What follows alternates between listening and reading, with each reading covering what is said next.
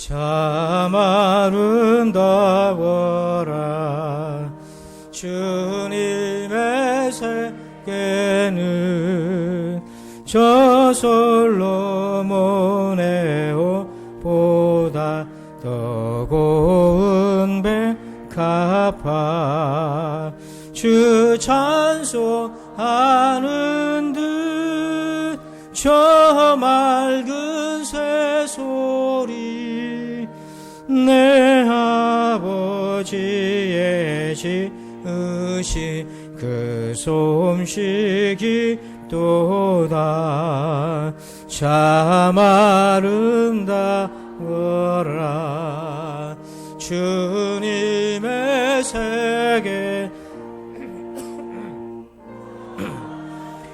해와 저녁 놀 밤하늘 빛난 별 망망한 바다와 늘 푸른 봉우리 다 주 하나님 영광을 잘 드러내도다.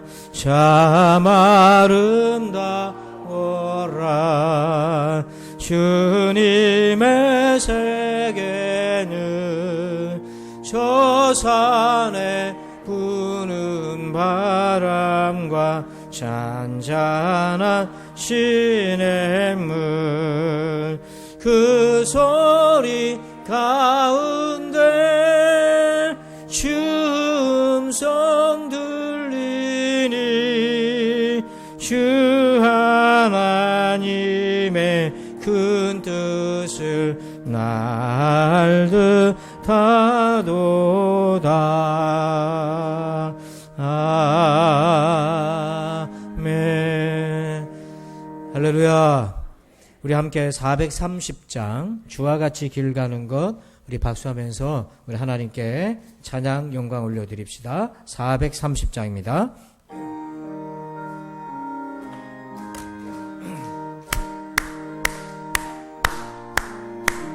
주와 같이 길 가는 것 즐거운 일 아닌가. 우리 주님 걸어가실 발자취를 받겠네. 한 걸음 주 예수와 함께 날마다 우리 걸어가리.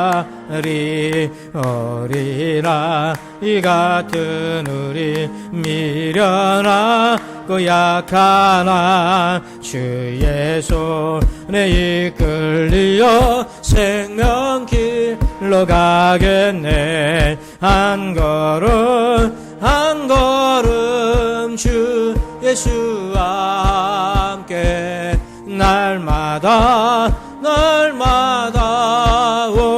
우리 걸어가리. 꽃이 피는 들판이나 험한 골짜기라 주가 있는 대로 주와 같이 가겠네. 한 걸음 주 예수와 함께 날마다 우리 다 함께 일어나서 사절합니다.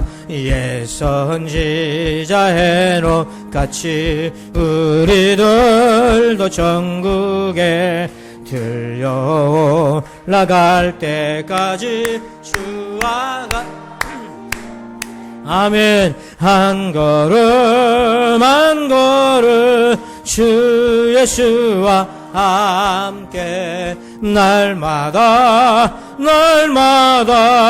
우리 걸어가리. 아멘.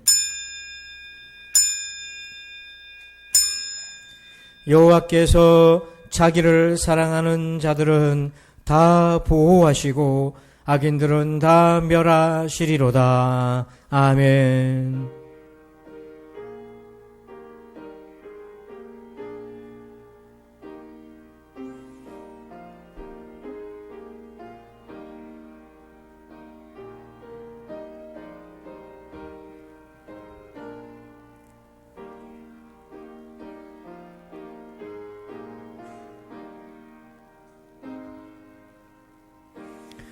주님을 사랑합니다. 주님을 사랑하게 하소서. 주님의 사랑을 의지하게 하소서. 오늘 우리의 예배를 받아 주옵소서. 하나님, 십자가의 그 사랑으로 충만케 하시고 새롭게 하여 주옵소서. 예수님의 이름으로 기도합니다. 아멘. 다 함께 찬송가 47장을 찬양 드립니다.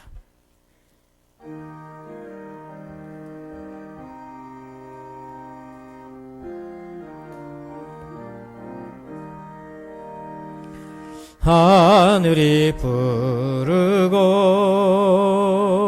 드높이 맑은 날 찬란한 아침이 열리며 밝았네. 주 앞에 나아가 그 이름 부르며 언제 많아도 용서해 주시리. 주 말씀 들으며 가슴을 여는 날 기쁨의 파도가 밀려와 닿네. 피곤한 몸 감아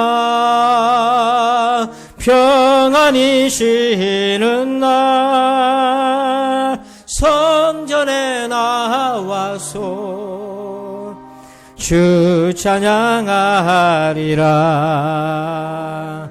걱정과 근심이 없어진 좋은 날 새로운 희망이 솟구쳐 오르네. 생명의 양식을 땅에서 맛보며 하늘의 은총을 넘치게 주시리. 아멘. 우리 다 함께 교독문 40번 시편 96편을 교독합니다.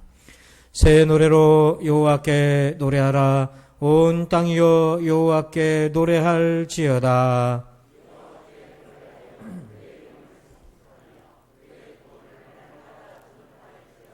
그의 영광을 백성들 가운데에 그의 기이한 행적을 만민 가운데 선포할지어다.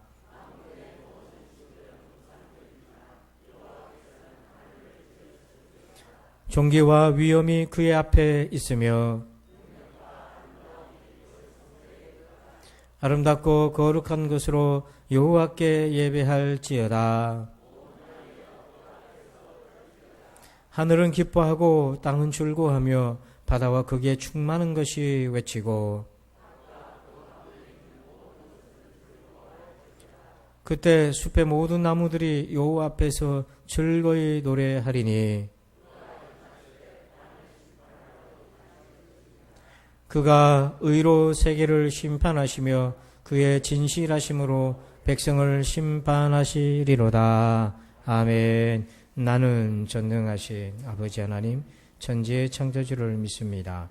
나는 그의 유일하신 아들 우리 주 예수 그리스도를 믿습니다.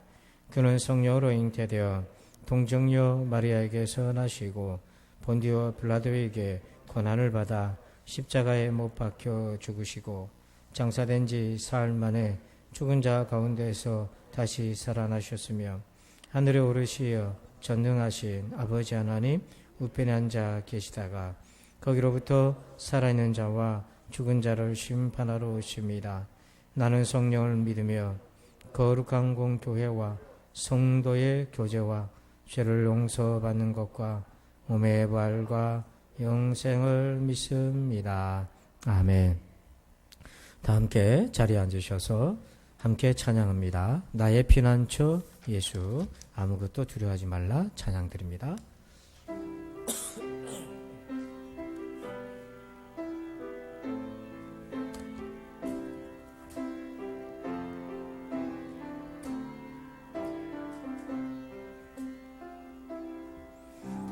나의 피난을 의지해요.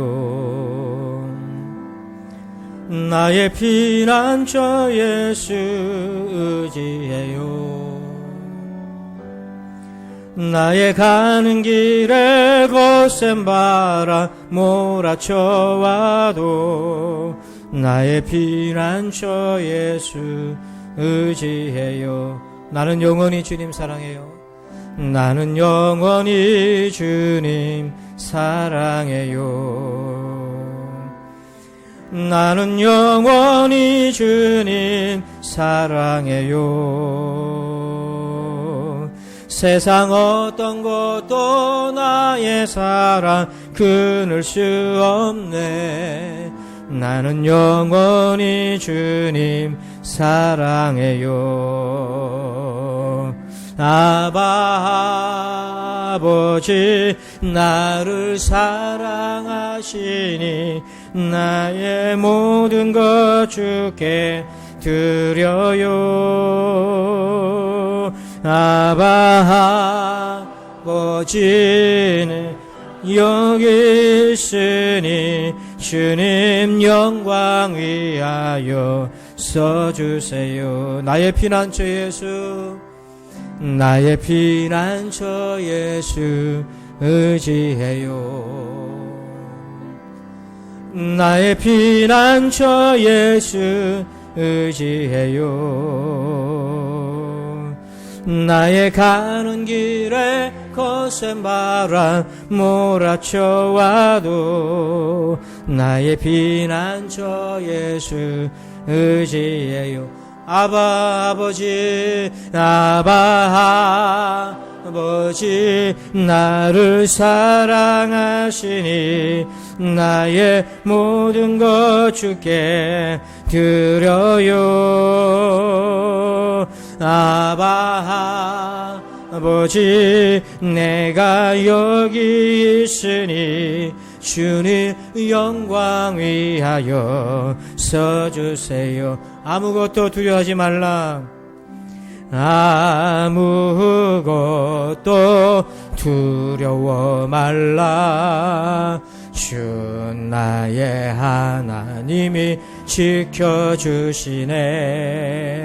놀라지 마라. 겁내지 마라. 주님 나를 지켜주시네. 내 맘이 힘에 겨워 지칠지라도 주님 나를 지켜주시네. 세상의 험한 풍파 몰아칠 때도 주님 나를 지켜주시네. 주님은 나의 산소, 주님은 나의 요새, 주님은 나의 소망, 나의 힘이 되신 여호와. 내 맘이 힘에 겨워, 내 맘이 힘에 겨워 지칠지라도 주님 나를 지켜주시네. 세상의 험한 풍파 몰아칠 때도 주님 나를 지켜주시네.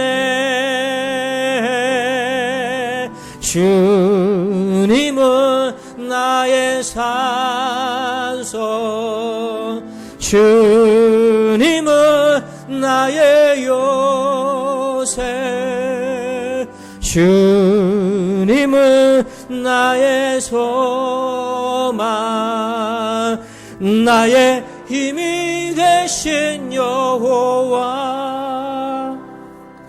아멘. 이제 우리 다 함께 코로나19 해결을 위해서 합심해서 기도하겠습니다. 6가지 기도 제목을 읽고 기도하시고 한기수 장로님 기도 인도하십니다.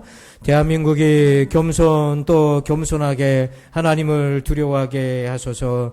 안전한 백신과 치료제를 개발해서 축복의 통로, 복음의 통로가 되게 하소서. 대한민국이 어려운 세계 경제 여건 속에서 살 길을 찾을 수 있도록 지혜를 주소서. 어려운 상황에 분투 중인 성도들에게 하나님의 힘과 지혜와 은혜를 주소서. 수능생과 자녀들을 안전하게 지켜주소서. 감염병으로 인해 믿음이 더욱 강하고 깊어지고 간절해지게 하소서. 아멘. 우리 다 같이 합심해서 기도합니다. 아버지 하나님 감사합니다. 오늘 거룩한 주의 날 하나님을 예배하는 이 복을 누리게 하심을 감사합니다. 아버지 하나님, 우리 대한민국이 겸손 또 겸손하게 하여 주옵소서. 하나님을 우러러보는 민족이 되게 주옵소서. 아버지 하나님, 속히 안전한 백신, 정확한 치료제를 개발해서 축복의 통로로, 복음의 통로로 쓰임받게 하여 주옵소서. 아버지 하나님, 대한민국이 어려운 세계 경제 여건 속에서도 아버지 하나님 살 길을 이루어갈 수 있도록 하나님이 주시는 지혜와 은혜를 부어 주옵소서. 오 주여, 우리 수능생과 자녀들에게 아버지 안전하게 학업할 수 있도록 저들을 지켜보아 주시옵기를 원합니다. 감염병으로 인해서 많은 사람들이 위축되는 이때에 우리는 더욱 믿음이 견고해지고 강하여지고 깊어지게 하여 주옵소서. 간절해지게 하여 주옵소서. 감사합니다. 아버지 예수님의 이름으로 기도합니다.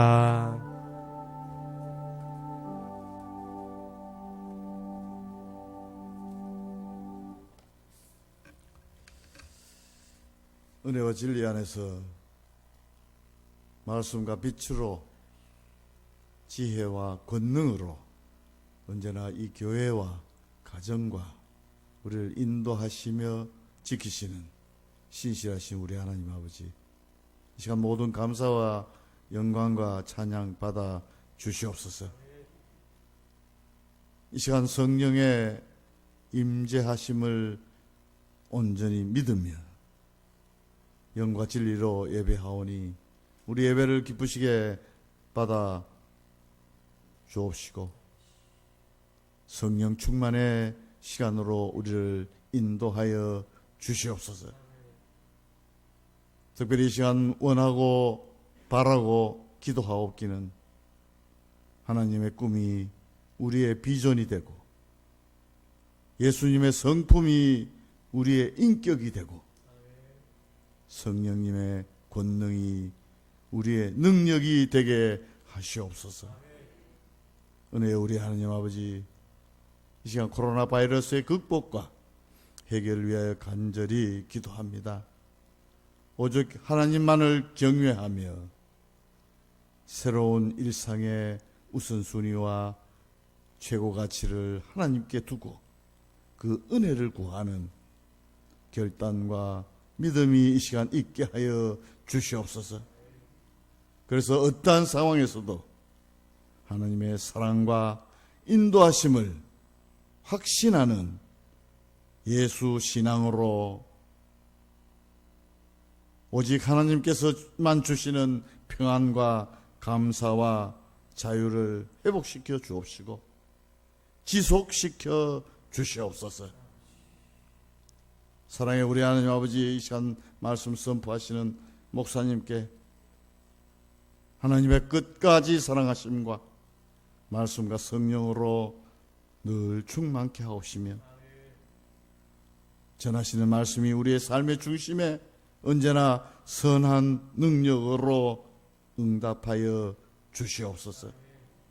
감사해 우리 하나님 아버지, 이 시간 임마누엘 함께 하심의 은혜와 기도 응답의 은혜와 최후 승리의 은혜를 허락하여 주실 줄 확신하오며 길이요 진리요 생명 되시는 예수 그리스도 이름 의지하여 감사하오며 기도드리옵나이다.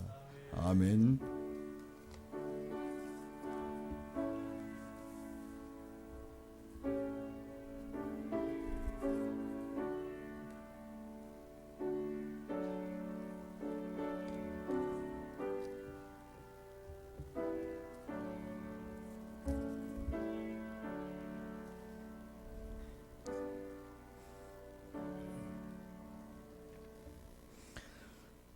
이 시간에는 교회 소식을 말씀드립니다. 좌우에 계신 성도들과 인사하겠습니다. 반갑습니다. 인사할까요? 반갑습니다. 예, 오늘은 오순절 후 20번째 주일로 지킵니다. 다음 주일은 10월달 선교 헌신 예배로 드립니다.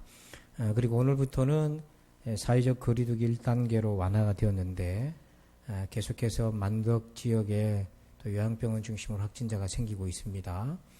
그래서 여러분들 생활반역에 힘써 주시기를 바랍니다. 교학교 예배는 오늘부터 정상 진행이 되겠습니다. 목장 공동체 카톡 목장 예배를 금요일마다 11시에 단톡방 참고하셔서 각 목장별로 예배를 드리시기 바랍니다.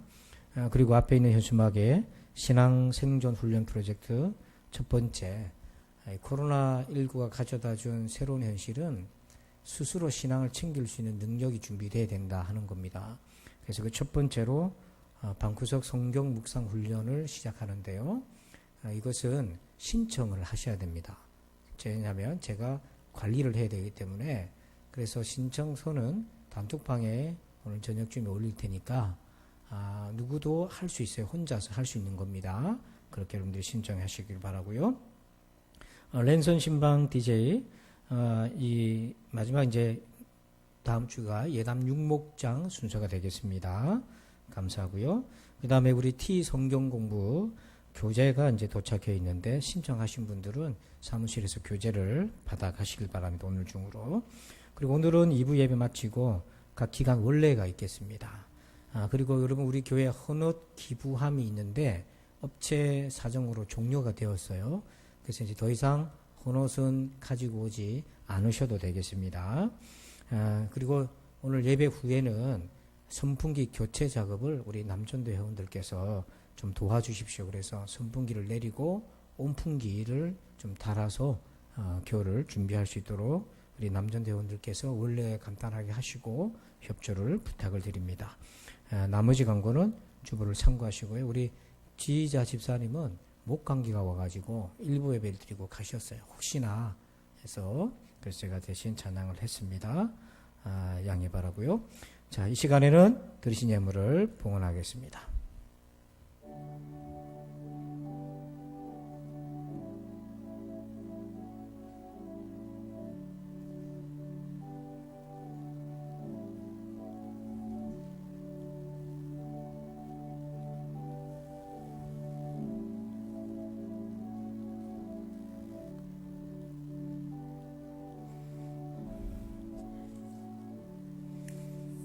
기도합니다. 하나님 감사합니다. 가난하고 또 보릿고개가 존재하던 이 나라를 이렇게 축복해 주신 하나님 참 감사합니다. 하나님의 은혜임을 고백합니다. 지금 주신 이 복을 이제는 우리가 하나님의 나라를 위해서 나누고 베풀며 살게 해 주시옵소서. 하나님 우리 성도들이 드리는 예물을 기뻐 받아 주옵소서. 특별히 코로나19 기간 동안에도 조심스럽고 어려운 지경에서도 헌신한 귀한 예물, 하나님이 축복해 주신 예물 하나님 참 감사합니다. 사랑하는 우리 성도들에게 복의 복을 더하여 주시옵소서. 무엇보다도 믿음의 복 주옵소서. 건강의 복 주옵소서. 자녀의 복 주옵소서. 사업의 복을 주시옵소서. 아버지 하나님 마지막 때에 끝까지 믿음을 지켜갈 수 있는 강하고 깊고 튼튼하고 또한 아버지 하나님 오래 참는 믿음을 주시옵소서. 예수님의 이름으로 기도합니다. 아멘. 오늘 주시는 말씀 보겠습니다. 우리 오늘부터는 요한계시록 말씀을 봅니다. 2장 1절에서 7절입니다. 요한계시록 2장 1절에서 7절 신약성경책 400쪽에 있습니다.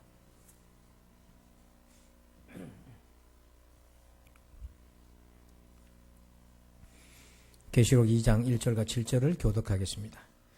에베소 교회의 사자에게 편지하라. 오른손에 있는 7뼈를 붙잡고 7 금촛대 사이를 거니시는 이가 이르시되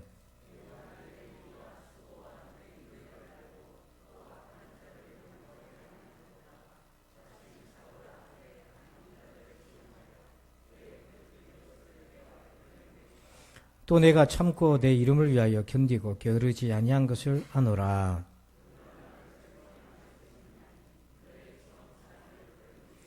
그러므로 어디서 떨어졌는지를 생각하고 회개하여 처음 행위를 가지라.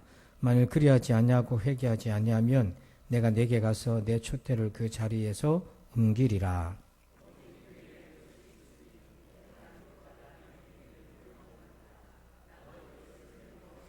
다 함께 귀 있는 자는 성령이 교회들에게 하시는 말씀을 들을지어다. 이기는 그에게는 내가 하나님의 낙원에 있는 생명나무의 열매를 주어 먹게 하리라. 아멘. 할렐루야. 오늘부터 미래에서 배우다라는 주제를 가지고 첫 번째 시간 제목을 같이 읽어보실까요? 시작. 여러분, 기업이 어떻게 해서 세운 기업입니까? 망하지 않으려고 얼마나 애를 씁니까? 그래서 기업이 하는 것이 있는데 미래를 예측하는 시나리오를 전문가들을 통해서 작성을 합니다. 그런데 내일 일을 누가 알겠습니까? 이 사람들은 그러면 어떻게 미래의 시나리오를 작성합니까? 두 가지 큰 원칙이 있는데 하나는 세상이 변해도 바뀌지 않는 것이 있을 거다. 앞으로 미래가 돼도 안 바뀌는 것이 있을 거다. 그게 뭔가를 찾고요. 그 다음에 바뀌는 게 뭔가. 그거를 찾습니다. 그래서 이 두 가지를 잘 조합을 합니다. 잘 조합을 해서 여러 가지 시나리오를 짭니다. 그래서 그거에 맞게끔 대응책을 강구합니다. 이것이 가져다 주는 것은 종합성이 아니라 미래를 향한 열려있는 생각을 훈련시킨다는 거예요. 그래서 갑작스러운 일이 닥쳐도 유연하게 대처할 수 있고 또 급변하는 환경 속에서도 적응할 수 있는 그런 생각의 훈련을 시켜주는 효과가 있다는 거죠. 여러분들도 이제 앞으로 어떻게 되겠나, 코로나가 언제쯤 끝나고 나면 어떻게 될까 늘 생각이 많으실 텐데, 그러나 그리스도인으로서 미래를 대비하는 것은 세상 사람들과 좀 달라야 되지 않겠습니까? 우리에게는요 놀라운 은혜가 하나 있어요. 하나님께서 미래를 미리 보여주셨다는 거예요. 그것이 바로 요한계시록인데 우리의 구원과 관련된 미래입니다. 우리는 그것을 보고 그 구원의 미래에서 배우는 겁니다. 오늘을 어떻게 살 것인가. 그래서 미래에서 배우는 거예요. 계시록에서는요, 미래는 크게 두 가지 방향으로 반드시 나타나게 되어 있다 하는 건데요. 하나는 뭐냐면 심판입니다. 자, 계시록 20장 10절을 읽어볼까요? 시작. 또 그들을 미혹하는 마귀가 불과 유황못에 던져지니 거기는 그 짐승과 거짓 선지자도 있어 세세토록 밤낮 괴로움을 받으리라. 마귀와 그의 사자와 거짓 선지자들과 그를 추종했던 모든 죄인들은 마지막에는 어떻게 된다고요? 불과 유황못에 던져진다. 하나님의 심판을 받게 되어 있습니다. 믿으시기 바랍니다. 반드시 그렇게 되어 있어요. 그러면 믿는 사람, 생명책에 이름이 기록되어 있는 하나님 인정하신 하나님의 자녀는 어떻게 되는가? 21장 7절에 보니까 이기는 자는, 즉 구원의 은혜를 끝까지 믿음을 지키는 사람은 이것들을 상속받으리라. 하나님의 나라를, 예루살렘을 상속을 받는데 나는 그의 하나님이 되고 그는 내 아들이 되리라. 이것이 신자의 미래입니다. 믿으십시오. 그래서 계시록에서 보여주는 미래는 악인들은 심판을 받고 하나님의 백성은 반드시 구원받는다. 이것이 미래입니다. 그런데 이 미래가 이루어지기까지 과정이 있어요. 이 과정에서 두 가지 큰 일들이 일어나는데 하나는 뭐냐면 심판적 혼란이 생깁니다. 이건 뭐냐면 죄인들을 향해 사단과 그의 사자와 거짓 선지자들의 속아 넘어가서 악한 길을 걸어가는 죄인들에게 하나님께서 수많은 심판적 혼란을 내리셔요. 그 심판적 혼란의 겉모양은 질병, 전쟁, 기근 이런 일들이 생겨지게 됩니다. 그런데 여기서 우리가 조금 주의해야 될 거는 질병, 전쟁, 기근 이 모든 것들이 심판적 혼란이다라고 일괄적으로 해석하면 곤란해요. 재난도 중립적인 것이 있습니다. 하지만 성경에는 분명히 하나님께서 이 악한 사람들, 죄인들 또한 사탄의 세력을 멸하기 위해서 환란의 심판을 내리실 때가 있다는 거예요. 분명히. 자, 그리고 또 하나가 있어요. 신자에게는 어떤 일이 생기나? 신자는 사단이 핍박을 하고 유혹을 해서 넘어뜨리는 일들이 있다는 거예요. 자, 그렇다면 오늘 우리는 어디에 주목을 해야 되겠습니까? 죄인이라고 그런다면, 하나님이 없는 사람이라고 한다면 일어나는 환난에 대해서 두려움을 갖게 될 것입니다. 그러나 정말 구원의 확신이 있는 하나님의 백성이라면 무엇에 더 주의를 기울여야 되겠습니까? 핍박과 유혹을 더 주의를 기울여서 믿음을 끝까지 지키시길 바랍니다. 이것이 오늘 미래에서 오늘 우리가 배워야 될 것입니다.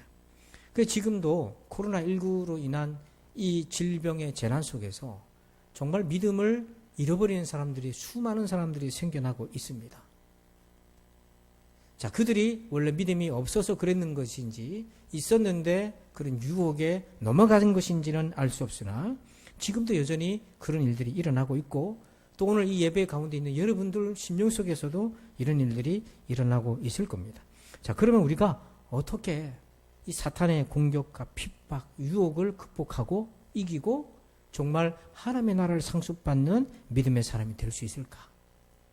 그런데 다행히도 우리 하나님은 이 계시록에서 어떻게 종말할 때에 믿음을 지켜갈 수 있는지를 보여주셨어요. 또 특별히 계시록에는 7 교회가 나오는데, 물론 역사적으로 존재했던 초대교회지만 지금은 사라져 있지만 그 7 교회를 통해 오늘 우리에게 말씀하시는 거예요. 그래서 우리가 7 교회 첫 번째 에베소 교회를 통해서 우리가 어떻게 원수의 핍박과 유혹을 이기고 믿음을 지킬 수 있는지를 주님 말씀해 주시는데요. 먼저 에베소 교회가 어떤 교회인지 주님이 진단하셨어요. 자, 2절 먼저 한번 읽어봅시다. 2절 시작. 내가 내 행위와 수고와 내 인내를 알고 또 악한 자들을 용납하지 아니한 것과 자칭 사도라 하되 아닌 자들을 시험하여 그의 거짓된 것을 네가 드러낸 것과. 자, 2절을 보면 에베소 교회는요, 행위, 수고, 일을 열심히 했다는 거예요. 그리고 인내를 가지고 있고 악한 자들을 용납하지 않고 거짓 사도들을 분별해서 물리쳤어요. 영적인 싸움, 영적인 전쟁을 열심히 했어요. 그리고 3절에 보면 또 네가 참고 내 이름을 위하여 견디고 게으르지 않은 것을 아노라. 게으르지 않았어요. 이 말은 열정적이었어요. 그러니까 에베소 교회는 그 교회의 특징을 꼽으라면 열심히 있는 열정적인 교회였다는 거죠. 행위, 수고, 인내, 견디고 참고 악한 자들과 싸우고 거짓 사도들을 분별해서 물리치고 부지런하고 게으르지 않았다.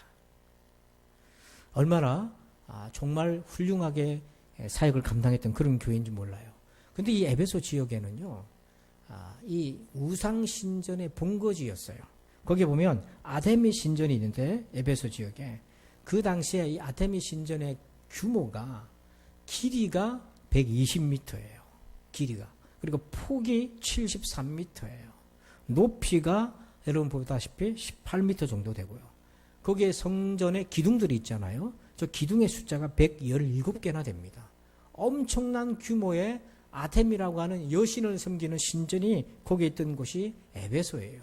그러니까 에베소에서 신앙생활하는 사람들은 얼마나 많은 핍박과 유혹에 시달렸겠어요. 자, 그런데 열심을 지키고 신앙생활을 했다는 거예요. 정말 대단한 사람들이라는 겁니다. 근데 여러분, 이런 열심 있는 교회에 사탄이 틈을 탔어요. 자, 어떤 틈을 탔는가? 4절입니다. 같이 읽어요. 시작. 그러나 너를 책망할 것이 있나니 너의 처음 사랑을 버렸느니라. 아멘. 어떤 틈이 생겼습니까? 마귀가 어떻게 공격했습니까? 처음 사랑을 버렸다. 여러분, 식었다가 아닙니다. 버렸다고 되어 있어요. 버렸다는 것은요, 자기 의지가 개입이 됐다는 거예요. 마치 필요하지 않은 것처럼 버렸다는 거예요. 근데 두려운 것이 있습니다. 여러분, 처음 사랑이 없어도 얼마든지 열심으로 신앙생활을 할 수 있다는 것이 너무 두렵습니다.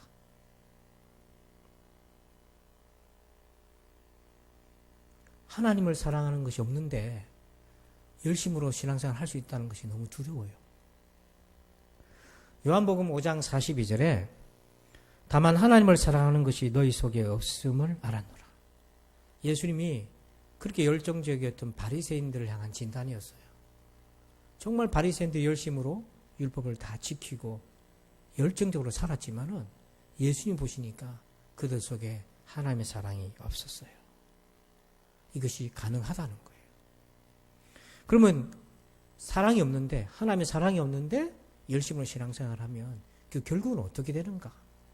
5절에 보니까, 끝에 보니까 5절 끝에 이렇게 되어 있어요. 내가 가서 네 촛대를 그 자리에서 옮기리라. 촛대를 옮긴다. 이 말은 하나님께서 버리시는 거예요. 떠나시는 거예요. 처음 사랑. 그러니까 하나님에 대한 사랑을 버린 열정은 주님이 안 받습니다. 그래서 아무리 열심으로 신앙생활을 해도 하나님에 대한 사랑이 없으면 그게 지금 속고 있는 거죠. 사단은 열심으로 에베소 교인들을 속이고 처음 사랑을 버리게 합니다. 그런데 처음 사랑이 없어져도 아무런 문제의식이 없어요.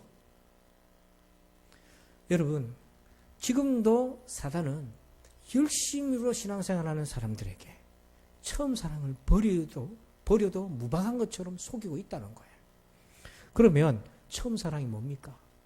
그리고 우리는 어떻게 해야 열정에 속지 않고 그 처음 사랑을 복원하고 지켜갈 수 있겠습니까?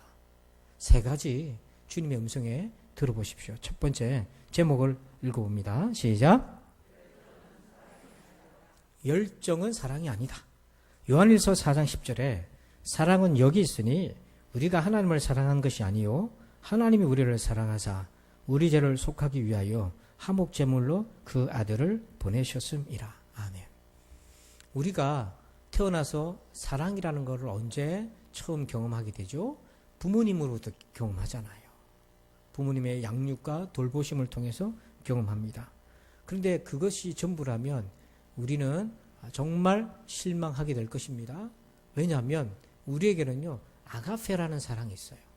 그래서 오늘 여기 처음 사랑은 아가페 사랑인데 그게 뭐냐면 하나님이 우리를 사랑하시는 거예요. 사람은 언제 제일 행복하냐면 사랑을 받을 때잖아요. 그것도 사랑할 때잖아요. 그래서 사랑이 속에 없는 사람처럼 불행한 사람이 없어요. 사랑받으려고 발버둥을 치고 있고요. 애를 쓰고 있잖아요. 근데 만족이 안 돼요. 근데 하나님의 사랑은요. 놀라운 하나님의 사랑을 받으면 여러분 말로 형언할 수 없는 복된 그 은혜가 그 가운데 임하게 되잖아요. 하나님의 사랑이 어떻게 나타났습니까? 이 죄인인 나를 하나님이 버리지 않고 사랑하셔서 나를 위해서 그 아들을 내어주신 거예요. 십자가에 대신 내어주셨어요. 그래서 나를 살려주신 거예요. 우리가 이 사랑을 모르고 신앙생활 한다면 그 사람은 아직 그의 영이 살아난 것이 아니고요. 그 사랑을 망각한다면 우리는 아무것도 아닌 거예요. 여러분 사탄이 우리를 어떻게 속입니까? 열심히 있는 신앙생활로 사랑이 없다는 것에 대해서 문제의식이 없게 만들고 심지어는 열심히 있는 신앙생활이 하나님을 사랑하는 것과 같은 것으로 여기게 만드는 겁니다. 그래서 열심히 사랑이 있는 것으로 오해하게 만드는 거예요. 하나님을 사랑하지 않은 채 존재하는 열정은요. 결국에는 자기 자신을 위한 것이고 자기에게 집착하는 것이고 자기를 드러내는 것입니다. 즉 자기를 섬기는 거예요. 이거는 영혼이 죽은 사람의 특징이에요. 우리도 예수 믿기 전에는 무엇을 위해 살았습니까? 나를 위해 살았잖아요. 나를 위해 살았어요. 이기적으로 나를 위해 살았어요. 사랑을 해도 이기적이었고요. 다 나를 위해 살았어요. 그런데 예수님을 믿고 거듭나고 난 다음부터는요. 이제 목적이 달라지잖아요. 영혼이 살아납니다. 그 살아나는 특징이 뭐냐면 사랑이 있다는 거예요. 하나님의 사랑을 받은 거예요. 그리고 하나님을 사랑하는 거예요. 그리고 그 사랑으로 이웃을 사랑하는 거예요. 그래서 요한일서 3장 14절에 놀라운 말씀이 있어요. 사랑하지 아니하는 자는 사망에 머물러 있느니라. 하나님의 사랑이 없는 그 사람은 아직도 죽은 사람이라는 거예요. 오늘 여러분은 생명에 있습니까? 아직 사망에 머물러 있습니까? 그것을 판단하는 것은 내가 열심으로 신앙생활을 하는 것이 아니라 사랑이 있는가. 저도 이렇게 돌이켜보면 사역을 30년 정도 했는데 이렇게 돌이켜보면 열심히 한다고 했어요. 그런데 보니까 하나님을 사랑하는 것과 무관하게 그냥 열심을 했던 것도 많았습니다. 그것은 결국 자기 성취, 인정받기 위한 것, 자기 사랑의 돌려치기였다는 거예요. 여러분들은 어떻습니까? 바울이요, 놀라운 소식을 하나 들었어요. 에베소 지역에 신자가 생겼어요. 제자가 생겼다는 소식을 들었어요. 에베소가 어떤 지역이야? 그 아뎀이라고 하는 엄청난 신전이 자리 잡고 있는 우상의 도시인데 뭐 거기서 크리스찬이 생겼단 말이에요. 제자가 생겼단 말이에요. 도저히 믿을 수가 없어가지고 이 바울이 에베소로 달려갑니다. 가서는 맨 먼저 그 제자들을 만나서 이렇게 질문을 해요. 2절을 보니까 사도행전 19장 2절을 보니까 뭐라고 질문하냐면 이르되 너희가 믿을 때에 성령을 받았느냐 이렇게 물어봐요. 여러분 왜 바울이 맨 먼저 성령을 받았느냐 이렇게 물었을까요? 왜냐하면 성령께서 하시는 사역 중에 너무너무 중요한 사역이 있는데 그게 뭐냐면 하나님의 사랑을 우리 심령 속에 적용시켜 주시는 역할을 하시는 거예요. 여러분 2000년 전에 예수님이 십자가 죽으신 거를 우리가 처음 들었을 때는 좀 황당하게 들리지 않나요? 하나님이 나를 사랑하셔서 2000년 전에 예수 그리스도를 십자가 내어주셨다라는 얘기를 들으면 참 귀한 얘기긴 하지만 그걸 내가 받아들이는 데는 황당한 거예요. 그 간극이 너무 커요. 근데 그 간극을 이성으로, 의지로, 우리의 감수성으로, 감정으로 어떻게 메꿀 수 있겠습니까? 그런데 그걸 가능하도록 도와주시는 분이 성령님이세요. 그래서 로마서 5장 5절에 소망이 우리를 부끄럽게 하지 아니함은 우리에게 주신 성령으로 말미암아 하나님의 사랑이 우리 마음에 부음받음이니. 그러니까 성령으로 말미암지 않으면 하나님의 그 사랑이 내 마음에 부음받지를 못한다는 거예요. 그래서 교회가 성령, 하나님이 영이잖아요. 성령님은 영이신 하나님이거든요. 그 하나님 우리가 충만하자고 하는 거는 다른 게 아니에요. 하나님의 그 사랑이 나에게 있어서 전부가 되도록 역사하신 분이 성령님이라는 거예요. 그런 차원에서 여러분 성령 충만하시길 바랍니다. 우리의 메마른 이 심령에 성령께서 도와주셔야, 역사하셔야 하나님의 그 십자가의 사랑이 내 마음에서 믿어지고 적용이 되고 그리고 그것이 내 마음속에서 충만하고 그 울림이 끊이지 않고 흐르고 넘치고 지금도 그 사랑 때문에 감당할 수 없는 심령으로 살아갈 수 있는 거예요. 그리고 성령님은 그 하나님의 사랑이 우리 속에서 머물도록 해주시는 거예요. 성령 충만합시다. 두 번째는요. 제목 읽어보실까요? 시작. 열정은 충만이 아닙니다. 요한일서 4장 16절에 충만이 무엇인지를 보여줘요. 우리 같이 읽을까요? 하나님이 우리를 사랑하시는 사랑을 우리가 알고 믿었노니 하나님은 사랑이시라. 사랑 안에 거하는 자는 하나님 안에 거하고 하나님도 그의 안에 거하시느니라. 아멘. 충만은 하나님이 내 안에 거하시고 내가 하나님에 거하는 거예요. 하나님이 내 안에 거한다는 것은 하나님의 사랑이 내 안에 충만하다는 거예요. 이것이 충만입니다. 에베소 교회는 열심히 있었어요. 행위와 수고를 한다. 하나님 인정할 정도로 열심히 했고 견디고 참고 게으르지 않고 영적인 싸움도 피하지 않고 피 흘리기까지 싸웠어요. 자, 그런데 웬일인가요? 그렇게 열심히 신앙생활을 했는데 마음이 점점 힘이 빠지는 거예요. 채워지지 않고 소실의 길, 소진의 길, 탈진의 길을 자꾸 걷습니다. 열심히 하면 할수록 힘이 빠져요. 여러분들은 신앙생활 열심히 하는데 채워지고 더 힘이 납니까? 아니면 할수록 힘이 빠져갑니까? 여러분은 하나님 앞에 나오면 나올수록 채워지나요? 아니면 점점 일을 하면 할수록 직분을 가지고 봉사하고 헌신할수록 힘이 빠지나요? 사랑은 하나님의 안에 거하는 길이라고 했습니다. 주 안에 거한다는 것은 친밀함의 교제가 일어나는 거예요. 그래서 하나님을 사랑하는 것, 그 과정을 통해서 하나님과 교제하게 되고 그 과정을 통해서 어떤 일이 일어나냐면 하나님의 사랑이 내 안을 채워지게 돼요. 공급받습니다. 채워지는 경험을 하게 돼요. 충만해지는 거예요. 하나님이 나를 사랑한다는 것이 내가 알아듣겠는 거예요. 그게 내게 적용이 자꾸 되는 거예요. 코로나19로 인해서 앞날이 혼돈스러워도 그것을 헤쳐나갈 수 있는 근원적 능력은 바로 하나님의 사랑에 있습니다. 하나님이 나를 사랑하신다는 거예요. 이것이 없으면 방법이 있고 요령이 있어도 그의 영혼은 계속 메말라갑니다. 하나님이 십자가에서 나를 사랑하사 나를 위하여 자기 자신을 버리신 그 하나님의 아들을 믿는 그 믿음의 선물을 나에게 주셔서 이제는 내가 사는 것이 아니고 내 안에 그리스도께서 사시는 것이라는 그 고백이 가능하도록 하나님의 사랑이 우리 가운데 충만하게 공급되는 거예요. 로마서 8장 36절에 보면 바울과 초대교회 선배들이 어떤 처지에 놓여져 있었냐면 코로나19는 아무것도 아니에요. 기록된 바 우리가 종일 주를 위하여 죽임을 당하게 되며 도살당할 양같이 여김을 받았나이다 함과 같으니라. 이들의 처지가 도살당할 양과 같았다는 거예요. 여러분 한번 상상을 한번 해보세요. 도살 직전에 놓여져 있는 양 같은 상황이라는 거예요. 종일토록 죽임을 당할 처지에 놓여 있고 도살 직전에 있는 그런 처지에 있었어요. 그런데도 불구하고 우리 신앙의 선배들은 이걸 이겨냈어요. 그러면 뭘로 이겨냈을까? 37절에 보니까 그러나 이 모든 일에 이런 도살당할 것 같은 이런 모든 일에 우리를 사랑하시는 이로 말미암아 우리가 넉넉히 이기느니라. 여러분 이것이 우리의 고백이 되길 바랍니다. 여기 보면 넉넉히 이긴다고 되어 있잖아요.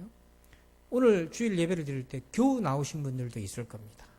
가지 말지 갈까 말까 하루하루 겨우겨우 견뎌서 살아오는 인생들도 대부분일 겁니다. 그런데 도살당할 양과 같은 처지에 놓여 있었던 우리의 선배들은 이겼는데 어떻게 이겼냐면 간신히 이긴 것이 아니라 넉넉하게 이겼다. 이 넉넉하다는 건 뭐냐면 압도적으로 이겨냈다는 거예요. 그래서 오늘 겨우 이기는 신앙에 만족하지 말고 압도적으로 이기시길 바랍니다. 그 압도적인 승리의 출처가 뭔가? 우리를 사랑하시는 이로 말미암아 하나님이 나를 사랑하시기 때문에 그 사랑하신 이로 말미암아 내 처지가 도살당할 양과 같은 처지에 놓여져 있어도 나는 겨우겨우 이기는 것이 아니라 압도적으로 넉넉하게 이길 것이라는 겁니다. 이것이 우리 부산진 성도들의 고백이 되기를 축복합니다. 여러분 이 압도적인 하나님의 사랑을 언제 경험합니까? 바로 그것이 하나님의 말씀을 묵상할 때, 기도할 때. 그래서 우리 묵상훈련을 제가 하는 이유가 있어요.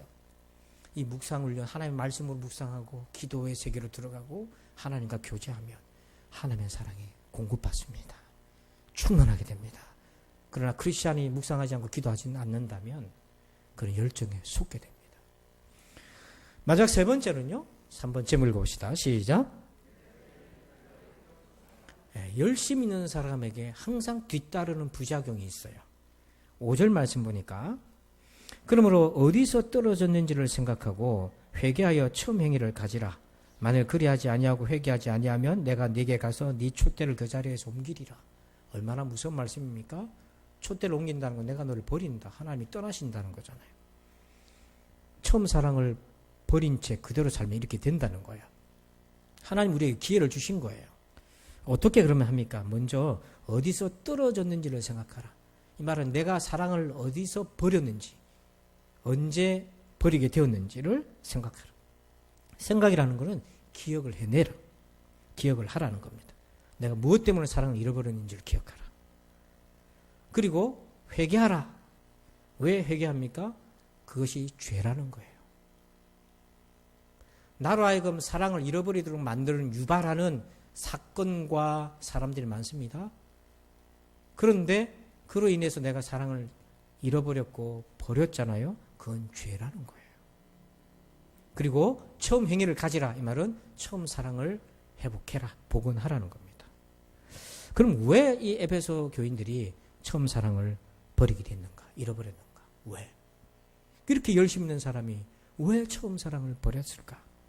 오늘 계시록 본문에는 명시적으로 나타나 있지 않지만 에베소서를 보다 보면 짐작할 수 있어요.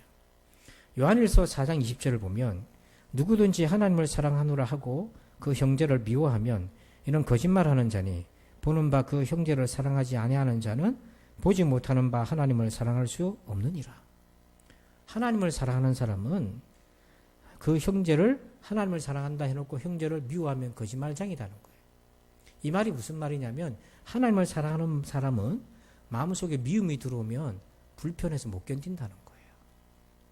편할 수가 없다는 거예요.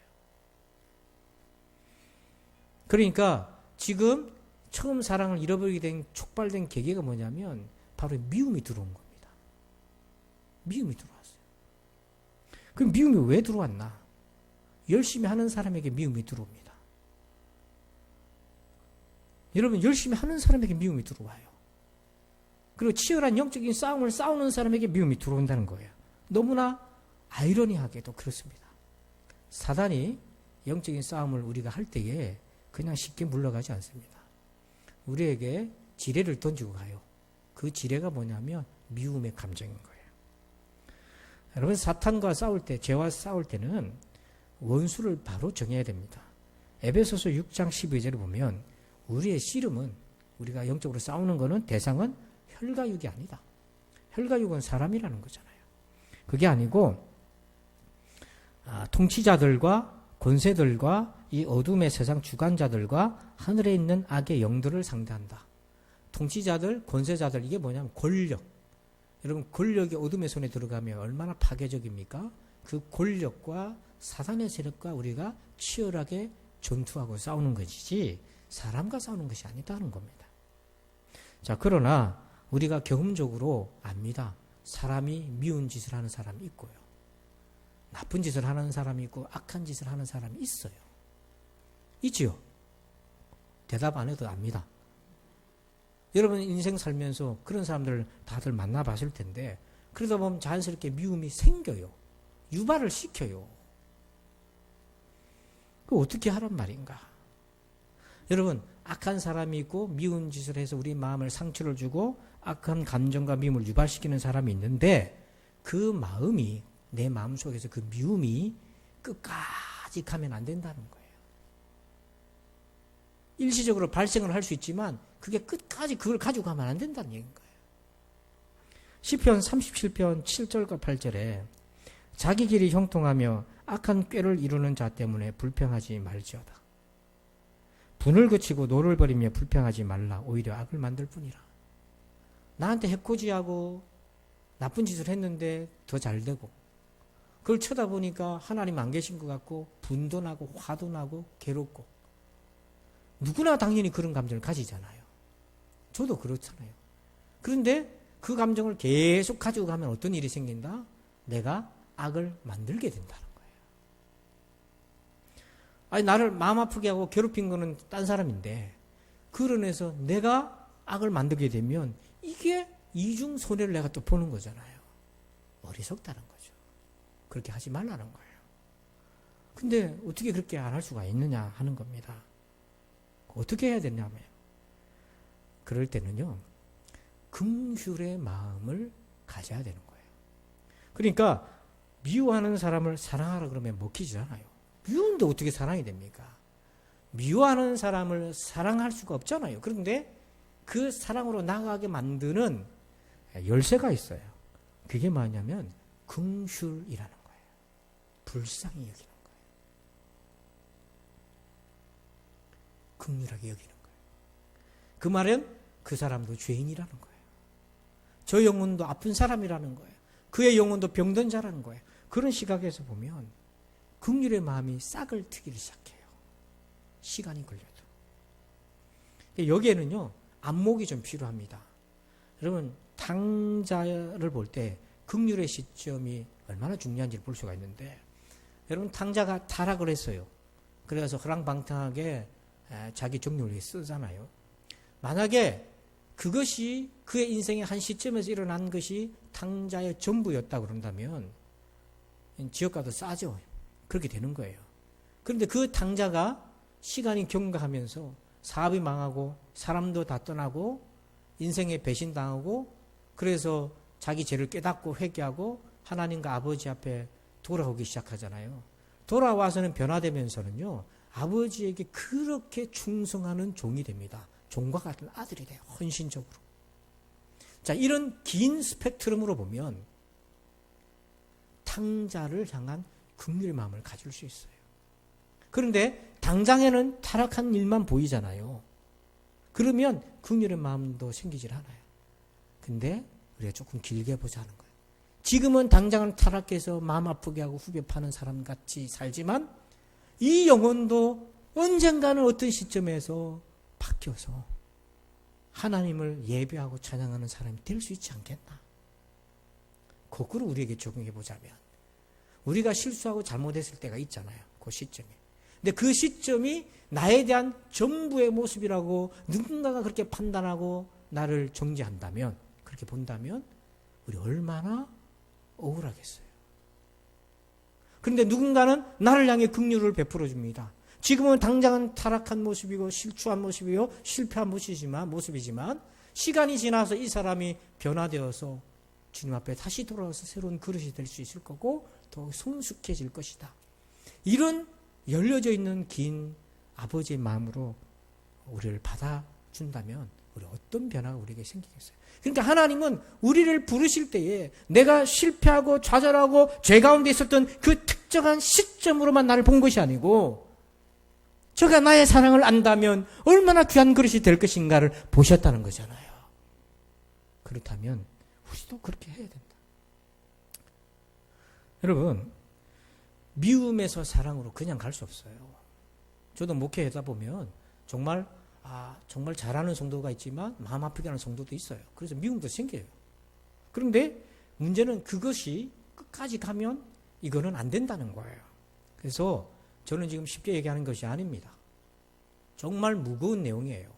미움에서 사랑으로 가는 그 길을 여는 것이 긍휼인데 이 긍휼감을 갖는 것조차도 너무너무 어려워요.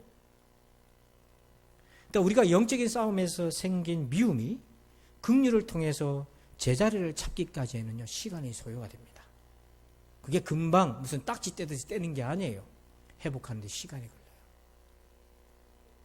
그 긴 시간 동안에 참으면서 긍휼의 마음을 가지다 보면 어느 순간인가 긍휼의 마음이 들어오게 되고 그리고 어느 순간에는 도저히 사랑할 수 없는 사람조차도 사랑할 수 있는 씨앗이 열려지기 시작하는 거예요. 이 과정을 통해서 우리가 어떤 유익을 받냐면 이제 진짜 초짜 영적 전사가 아니라 거룩한 전사. 그게 뭐냐면 영적인 싸움을 하더라도 미움에 대받아치기를 당하지 않고 성숙할 수 있고 무엇보다도 죄인을 향한 하나님의 마음, 사탄의 앞잡이 노릇을 하는 그런 수많은 사람들을 향해서도 하나님의 마음을 분양을 받을 수 있는 거예요. 그 마음을 분양을 받을 수 있어요. A.W. 토조 목사님이 이런 얘기를 합니다. 이 부패한 세상에서 열렬한 그리스도인들은 악에 저항하는 데 지나친 반응을 보이다가 종교적 직업병, 즉 냉소적 사고방식의 희생자가 될 위험이 있다. 대중적인 흐름에 끊임없이 맞서야 한다는 말 때문에 단점을 찾고 반감을 품는 습관에 젖기 쉽다. 그러다 보니 다른 사람의 일에 대해 자비와 사랑이 없이 오로지 비평만 일삼기도 한다. 여러분, 최근에 그런 일이 있었어요. 한국교회가 코로나 때문에 양분되었어요. 이거를 기독교 핍박으로 볼 것인지 아니면 우리가 국민들을 위해서 배려를 볼 것인지에 대해서 양분됐어요. 그것은 각자의 입장에 따라 틀려요. 가질 수 있는데 한 번은 어떤 목사님이 교회 현수막에다가 뭐라고 했냐면 우리가 잘못했습니다. 미안합니다. 이런 현수막을 걸었어요. 그랬더니 어느 날 두 분이 60이 넘으신 남녀 두 분이 찾아왔더래요. 목사님을. 그래서 누구누구 목사님 맞습니까? 예. 언론에도 나고 현수막도 붙인 그분 맞습니까? 예, 그랬어요. 그랬더니 뒷주머니에서 고무망치를 꺼내가지고 목사님을 두들겨 팼다는 거잖아요. 이게 바로 사랑이 없는 열정의 모습인 거예요.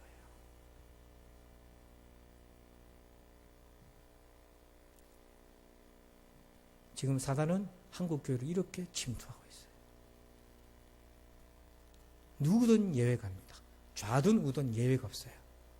우도 열심히 하고 좌도 열심히 하지만 사랑이 없으면 이렇게 서로를 향해 고무망치를 들게 된다는 거예요. 여러분, 미래에서 배워야 됩니다.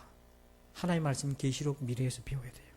하나님이 계시해 준 미래는 사단과 그의 사자와 거짓 선지자들은 불과 유황못에 반드시 심판을 받습니다. 믿으십시오.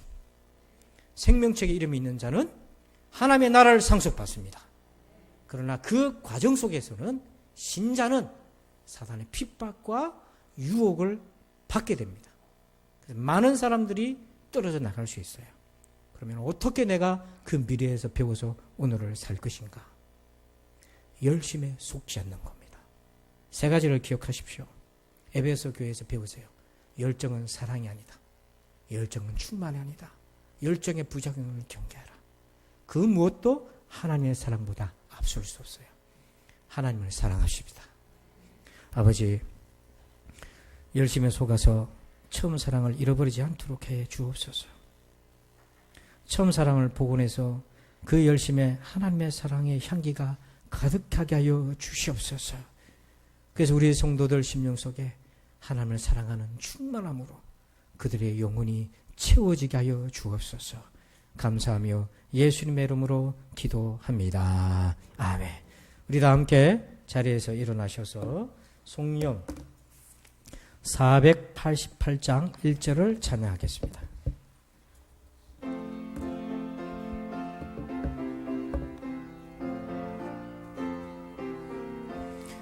이 몸의 소망 무언가 우리 주 예수 뿐일세. 우리 주 예수 밖에는 믿으리 아주 없도다. 주 나의 반석이시니 그 위에 내가 서리라. 그 위에 내가 서리라.